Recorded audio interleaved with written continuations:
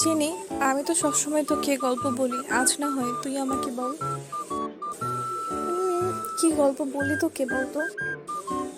কোনো একটা পশু পাখিদের খুব সুন্দর একটা গল্প বল। ঠিক আছে, শোন তবে। একবার এক জঙ্গলে একটি শিয়াল ও একটি কচ্ছপের মাঝে খুব ভালো বন্ধুত্ব ছিল। শিয়ালটি ছিল দ্রুতগামী এবং খুবই চালাক। কচ্ছপটি ছিল ধীরস্থির সম্পন্ন আর খুবই ধৈর্যশীল। তবে শিয়াল কচ্ছপকে বারবার খোঁটা দিয়ে কথা বলতো যে তুই যদি আমার মতো দ্রুতগতি সম্পন্ন হতি তাহলে অনেক ভালো হতো।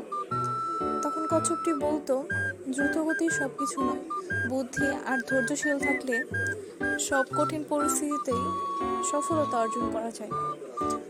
তারপর শিয়ালটি মনে মনে ভাবলো, কচ্ছপকে যদি একটি প্রতিযোগিতায় হারিয়ে দেওয়া যায় তাহলেই তো কচ্ছপ আর এ কথা বলতে পারবে না। এই ভেবে শিয়াল একটা প্রতিযোগিতার আয়োজন করলো এবং তাদের দৌড় প্রতিযোগিতায় শিয়াল দৌড়তে দৌড়তে অনেকটা এগিয়ে গেল আর ভাবলো, কচ্ছপ তো খুব ধীরে হাঁটে, তাহলে আমি কিছুক্ষণ বিশ্রাম নিই। যখন সে ঘুমিয়ে পড়ল, কচ্ছপ হাঁটতে হাঁটতে শিয়ালকে ক্রস করে যখন ফিনিশিং লাইনের কাছে চলে গেল, তখন শিয়াল ঘুম ভেঙে দেখলো যে এখন সে যত দূরেই দৌড়াক না কেন তার আর এই খেলায় জেতা সম্ভব না।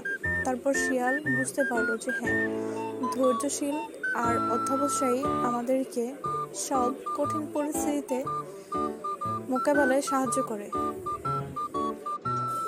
হ্যাঁ বন্ধু, তুই ঠিকই বলেছিস, গল্পটা খুব সুন্দর ছিল।